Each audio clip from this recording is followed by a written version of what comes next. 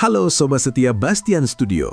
Kembali lagi kita mengupas tuntas drama kehidupan yang semakin hari semakin menguras emosi di sinetron kesayangan kita, Beri Cinta Waktu. Cerita hari ini dibuka dengan momen yang begitu menyentuh hati namun sekaligus menyayat perasaan. Kita bisa melihat di layar kaca bagaimana Adila dan Trian sedang berpelukan erat. Ini bukan sekedar pelukan biasa, melainkan pelukan dua insan yang sedang didera badai besar, namun berusaha saling menguatkan satu sama lain. Di tengah himpitan masalah yang datang bertubi-tubi, hanya pelukan inilah yang menjadi benteng pertahanan terakhir mereka. Namun di balik kehangatan itu, ada ultimatum kejam yang menghantui Trian. Sebuah pilihan sulit yang disodorkan dunia padanya. Kalau kamu mau kembali menjadi CEO, tinggalkan dia, singkirkan dia. Kalimat ini terngiang-ngiang memaksa Trian memilih antara tahta atau cinta, sebuah dilema klasik yang bisa menghancurkan jiwa laki-laki manapun.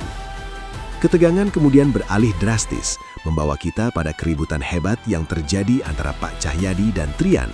Suasana benar-benar memanas. Kita diperlihatkan bagaimana arogansi seorang ayah yang seharusnya melindungi justru menjadi duri dalam daging. Ancaman terlontar begitu saja dari mulut Pak Cahyadi yang menyebut Adila sebagai sampah dan penghalang hidup bagi Trian. Sungguh kata-kata yang sangat kasar dan tidak pantas diucapkan oleh seorang orang tua. Pak Cahyadi benar-benar sudah dibutakan oleh kebenciannya. Dia berkata-kata perihal Adila dengan sangat berlebihan, seolah-olah Adila adalah sumber dari segala kesialan. Padahal Trian sudah berusaha membela. Dengan suara bergetar menahan amarah, Trian menegaskan, "Papa tuh nggak kenal sama Adila. Kamu nggak tahu dia seperti apa yang Papa tahu." Di sini terlihat jelas bagaimana Trian pasang badan, mencoba membuka mata ayahnya bahwa Adila adalah wanita yang baik. Tetapi seperti berbicara pada tembok, Pak Cahyadi tetap keras kepala. Egonya terlalu tinggi untuk mengakui bahwa penilaiannya salah.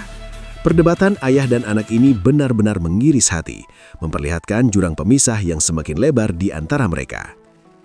Di sisi lain kota, drama percintaan yang penuh intrik juga sedang terjadi.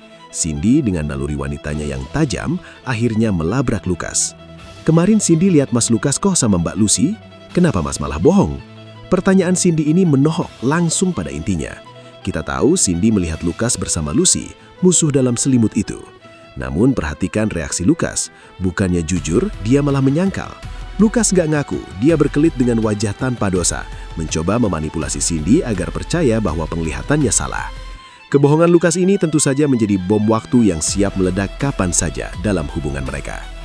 Sementara itu, cerita semakin menarik dengan pergerakan diam-diam dari Rama. Rama nampaknya mulai mencium bau busuk dari identitas Lukas. Terlihat Rama sedang melakukan transaksi, membayar seseorang, kemungkinan besar detektif swasta atau orang bayaran, untuk menyelidiki Reno alias Lukas secara menyeluruh. Rama curiga bahwa Lukas hanyalah topeng. Nama aslinya aja bukan Lukas, gumam Rama. Kecurigaan Rama ini membawa angin segar bagi penonton, karena akhirnya ada satu orang waras yang bergerak untuk membongkar siapa sebenarnya Reno dan apa rencana busuk yang sedang dia susun di balik senyum palsunya itu. Kembali ke suasana kantor yang tak kalah panasnya. Kita diperlihatkan ketegangan tingkat tinggi di ruang meeting. Rapat yang seharusnya membahas strategi perusahaan malah berubah menjadi medan perang. Terlihat jelas nampaknya Bu Gladys tidak setuju sama sekali dengan keputusan sepihak yang dibuat oleh Pak Cahyadi. Bu Gladys berusaha menyuarakan pendapat logisnya. "Saya nggak terima ya Cahyadi." Namun Pak Cahyadi dengan gaya diktatornya langsung memotong. "Ini udah selesai, final." Sikap otoriter Cahyadi yang tidak mau kalah dan merasa paling benar ini akhirnya memicu keributan besar. Bahkan ada momen di mana seseorang, mungkin Trian atau Bu Gladys, sampai frustrasi dan menyebut, "Your dad is so childish." Menyebut Pak Cahyadi kekanak-kanakan memang sangat tepat, karena dia mencampur adukan urusan pribadi dengan profesionalitas perusahaan.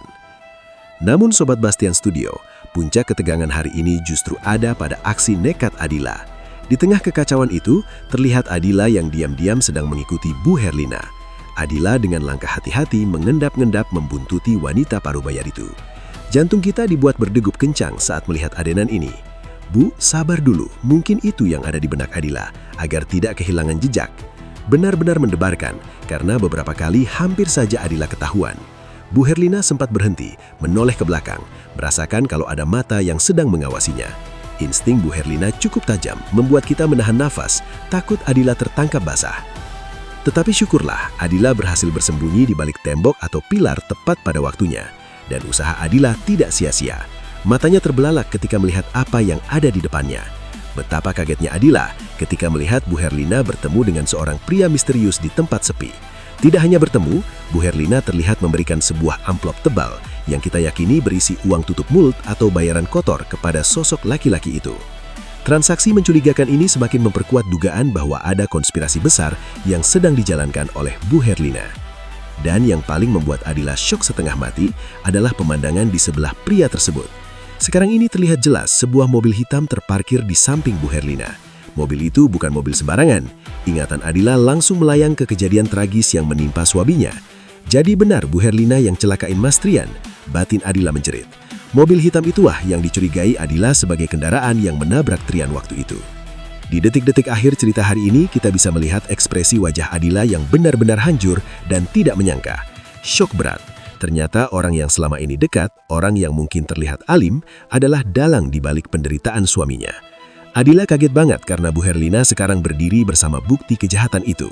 Fakta ini tentu saja membuat Adila semakin yakin dan kecurigaannya selama ini terbukti benar bahwa Bu Herlina memang adalah pelakunya. Nah Sobat Bastian Studio, dengan semua bukti yang sudah di depan mata Adila, apa yang akan dia lakukan selanjutnya?